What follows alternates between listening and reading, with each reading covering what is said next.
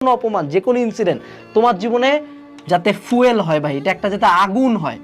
এই ফুয়েলটা, এই যে অপমানের কষ্ট বা পাস্ট খারাপ লাগার কষ্ট, যে একজন জীবনে যারা বড় বড় পর্যায়ে গেছে ওনাদের শুনবা যে পাস্ট লাইফটা খুব কষ্টের, মানুষজন স্ট্রাগল করে উপরে যায়। তোমাকে আল্লাহ স্ট্রাগল দিচ্ছে ম্যান, তোমাকে আল্লাহ অপমান দিচ্ছে। কেন দিচ্ছে? তিনি চায় তুমি উপরে যাও। তুমি কি করতেছো? অপমানে নিয়ে যাচ্ছ ট্রমাতে। এমন কেন? তোমারে আল্লাহ চাচ্ছে যে বাবা তোরে কষ্ট দিচ্ছি, তুই কষ্ট থেকে তুই আগুনের মধ্যে পুরবি, লোহার মারে মারে শক্ত হবি, তুই হবি শক্ত, তোরে জীবনে কেউ ফালাইতে পারবে না, তুই হবি মানে পুরা বট গাছের মতো, যে না কাটা পর্যন্ত পড়বো না, এরকম শক্ত। যে কোনো খারাপ, যে কোনো ইনসাল্ট, যে কোনো অপমান, যে কোনো ইনসিডেন্ট, যে কোনো ব্যাকডেট, যে কোনো পড়ে যাওয়া, যে কোনো ফল ফুয়েল হিসাবে নেওয়া শিখো, মনের মধ্যে পুষো। ওই সবাইরে ক্ষমা করে দিলাম হ্যান ত্যান, মনের শান্তি আসল, এইসব বালছাল না। ইন রিয়েল লাইফ আমরা কষ্ট পাই, আমরা তো আজীবন এই